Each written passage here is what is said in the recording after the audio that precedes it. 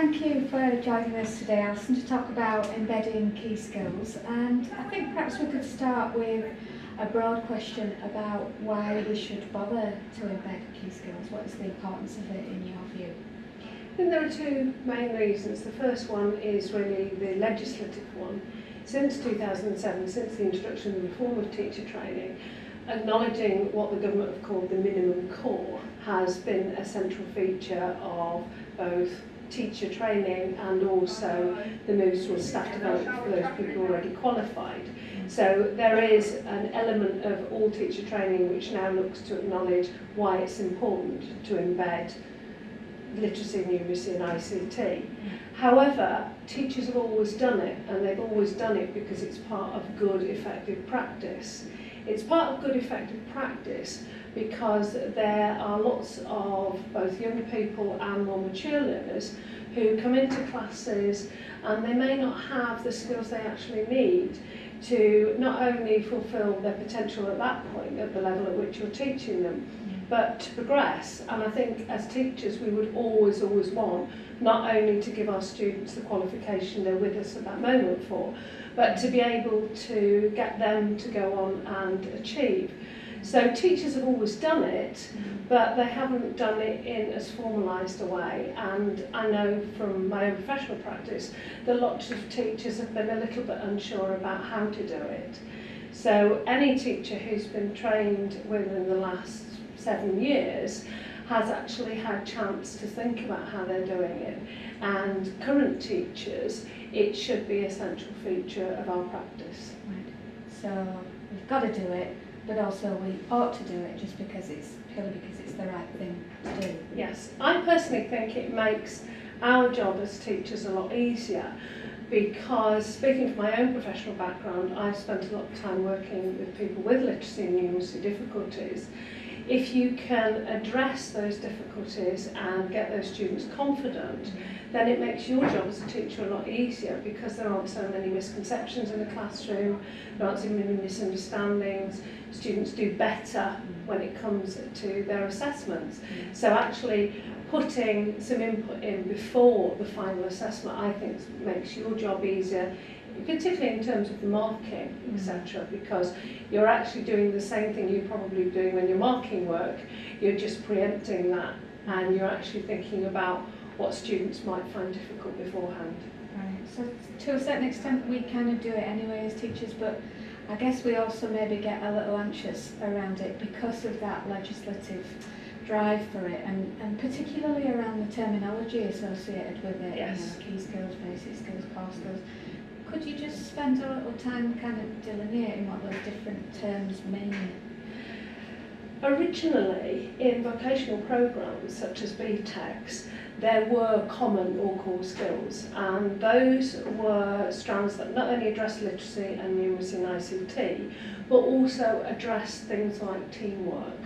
So if you were teaching a BTEC prior to 2000, you'd be familiar with the idea of common skills, which ran through everything. Those were more formally introduced into the wider post-16 curriculum in 2001, and that was partly in response to the acknowledgement by the government that there were young people leaving school at 16 without the skills they needed in terms of their literacy, numeracy and IT. So from 2001, it became essential for everybody to acknowledge key skills. Key skills. So we've got common skills to Key skills. Okay.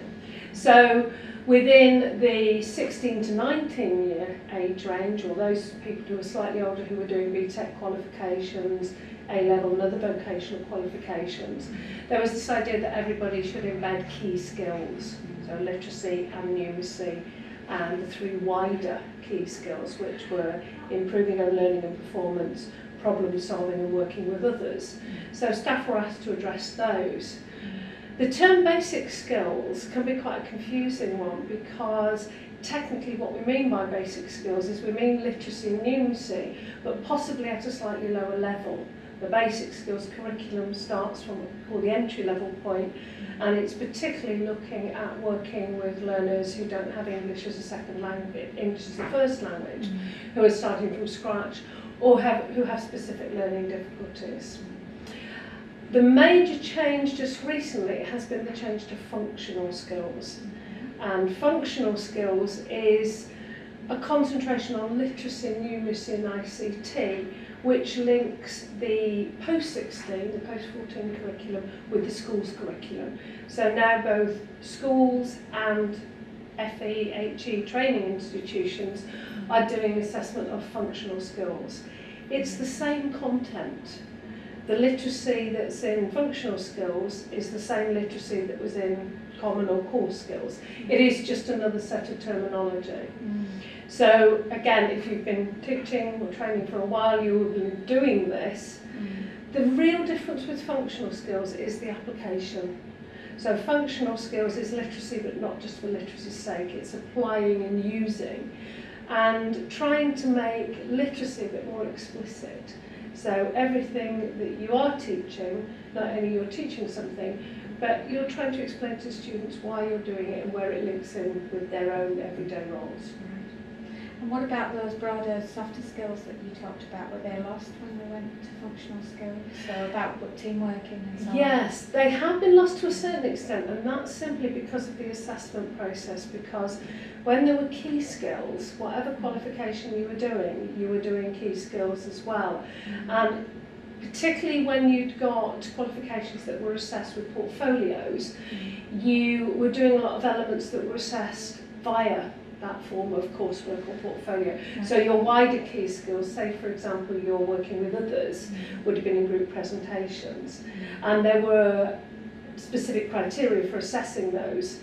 Nowadays we're not assessing them, and as teachers we do tend to know that if we're not assessing something, it sometimes isn't as explicit as it would be. But they're still there, they're still a core feature. Kind of naturally occurring, probably. Yes. Get people working together and so on, even if you're not formally assessing it in that way.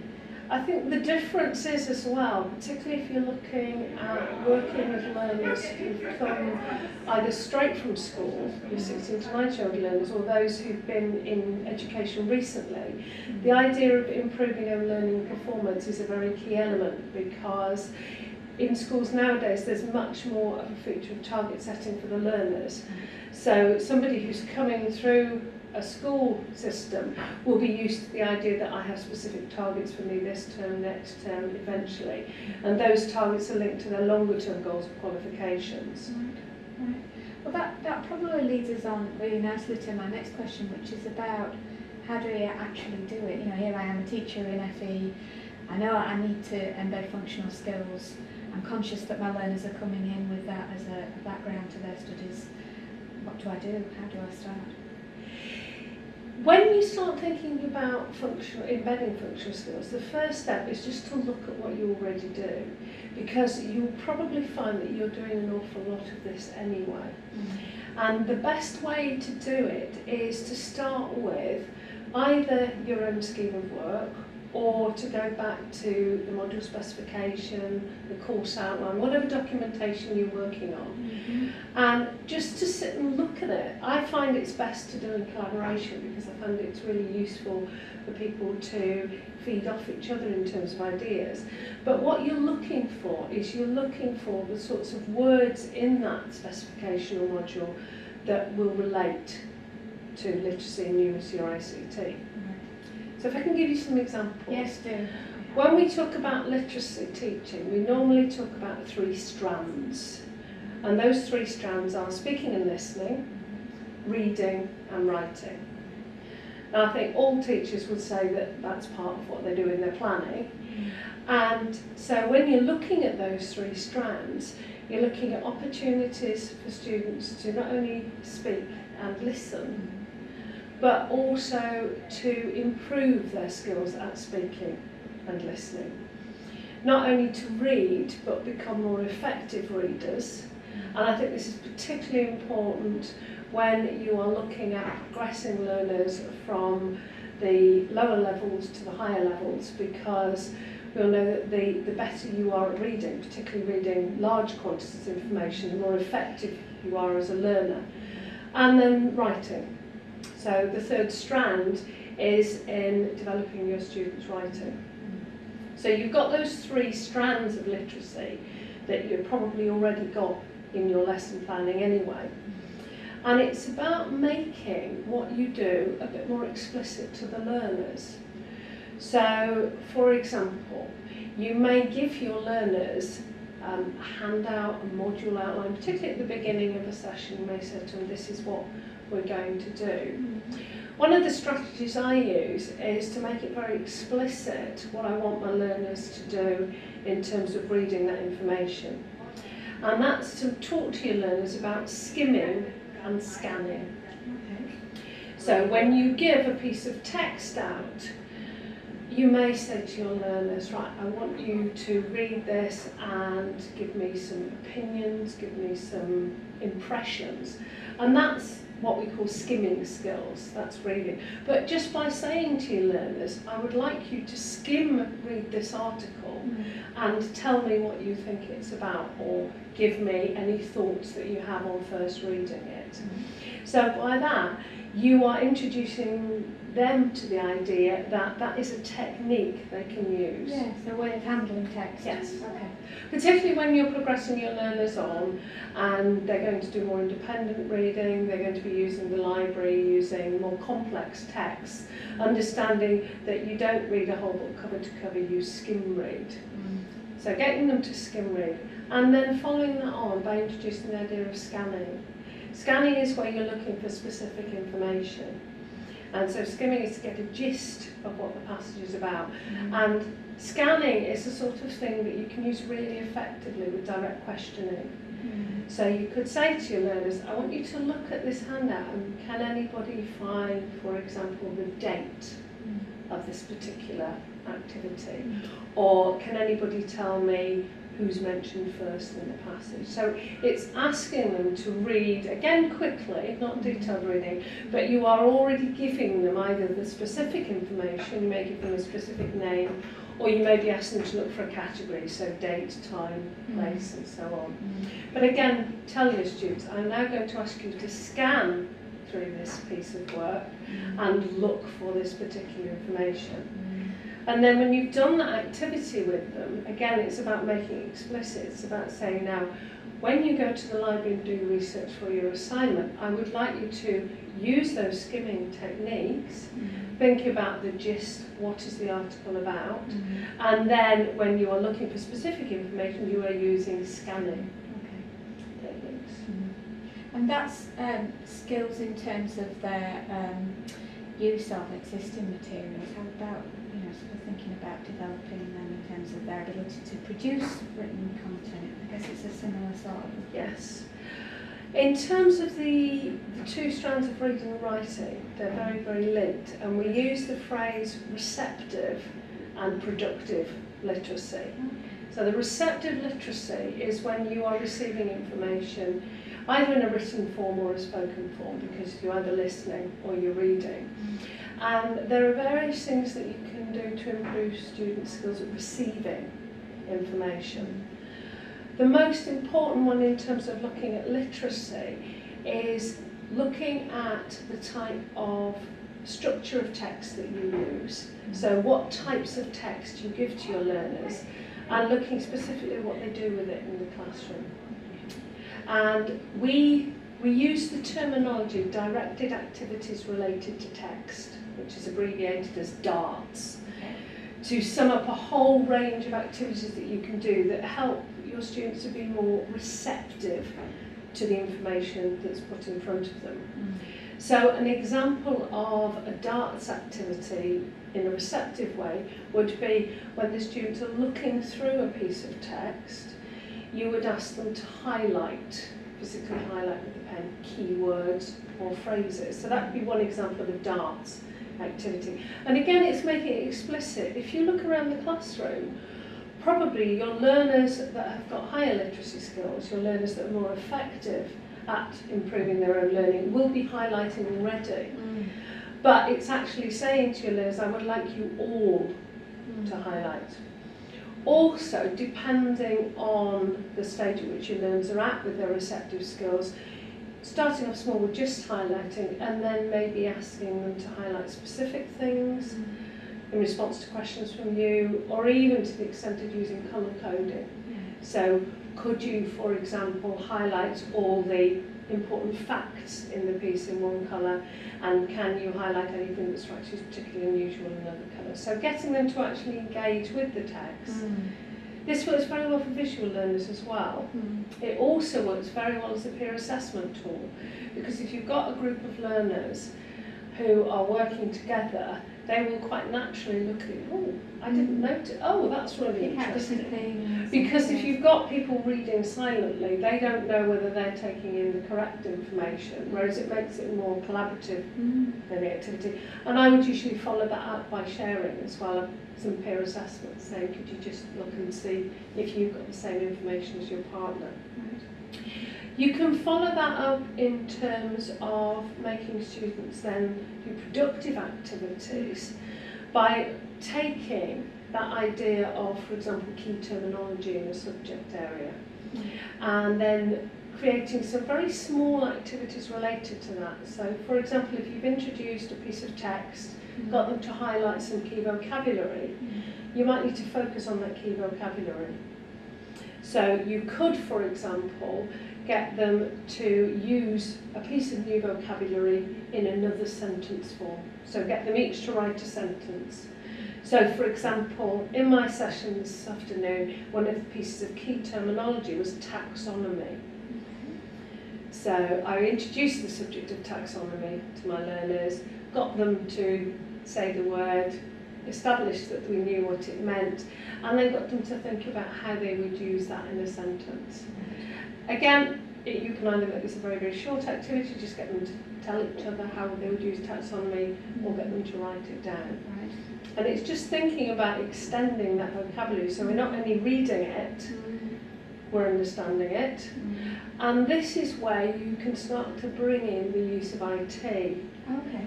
What I encourage my learners to do is, whenever they don't understand a word, we used to have dictionaries on the table, now most people have mobile phones, I say use whatever device you have, just look up not only that word, but again, once you've got them used to looking at that word, thinking about the word in its wider context.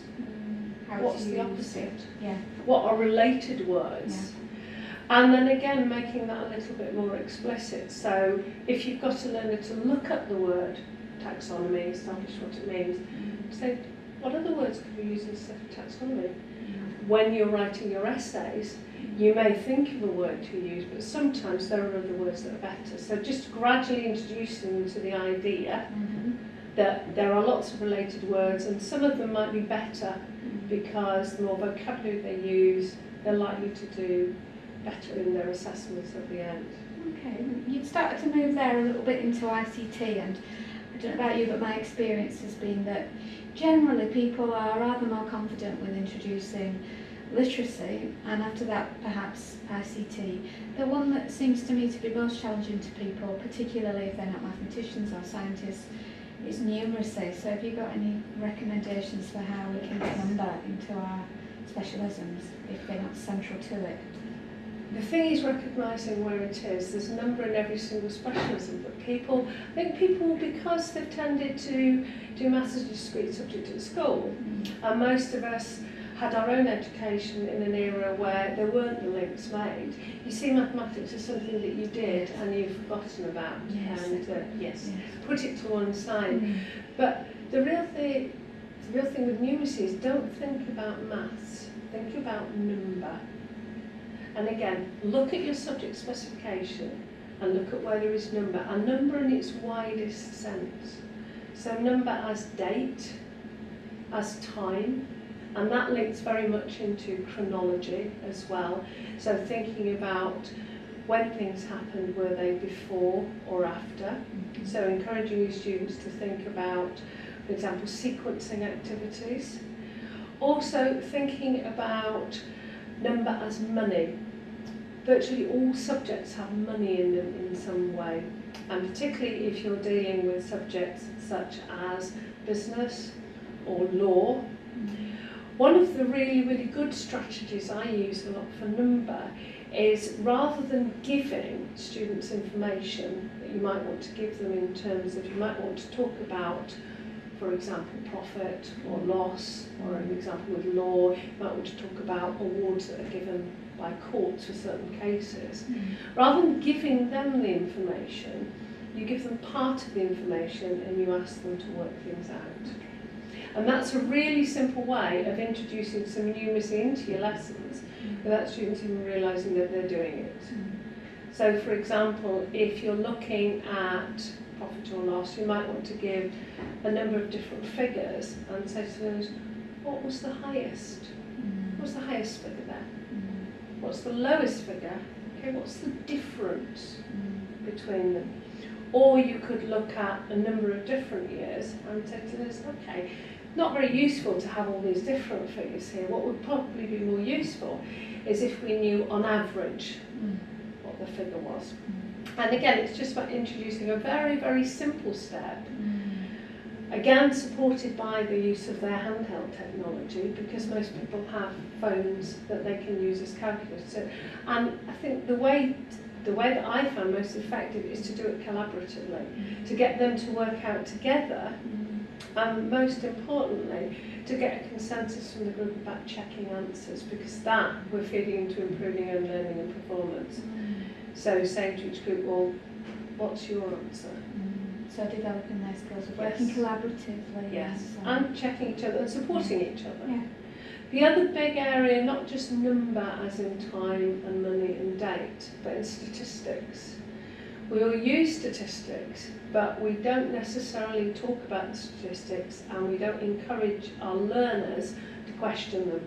Right. So if you are putting up a pie chart or a bar chart or a line graph on your board, talk about it as what it represents. Talk about it as a piece of number, as a piece of information, but also start using direct questioning to try and encourage your students to actually think about, why is it a pie chart? So if you think about what makes a pie chart effective. Yes, why is that being chosen rather than a bar chart or rather than a line graph? Yes.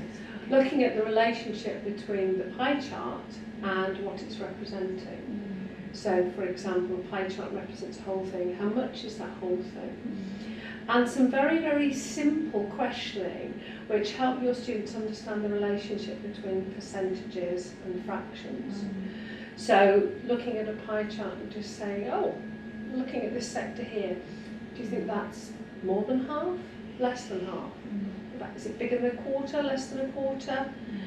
How many? And again, developing the idea of asking questions, saying, well, what's the smallest segment? How many people does that relate to? What's that as a percentage? So it's just using questions that you don't have to answer. Your learners just have to think, yeah, 10%. Is that a large amount? And by doing that, you're actually developing their numeracy in the context of the subject without making them work out 10%. Yeah, I mean, that links really to my final question, which was around what to do if you're not confident yourself with regard to any of these areas, with regard to usefacity or number. You know, if my skills, I'm kind of worried that I'm not brilliant with number. What do I do about that? I think the thing, first of all, is to recognise that this is very much a developmental process, because people who have been teaching literacy and numeracy for a long time can almost immediately see where it is. But it's more about recognising opportunities within your teaching and just taking very small steps to develop those opportunities. So looking at where, say, your reading, your writing appears within your scheme of working, your lesson planning, starting to develop small activities and importantly reflecting on them. And by that, you will soon see where your own gaps in subject knowledge are. And there are lots and lots of resources available for you.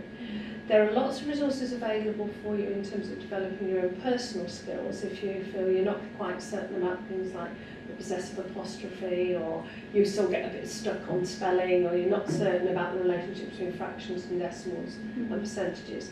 So there are a number of resources such as the BBC SkillsWise site and the resources on a tutor-created site called Skills Workshop, But there are also, more importantly, a number of resources that have already been created of examples of embedded literacy and numeracy, from lesson plans, schemes of work, to just small sample activities that you can do.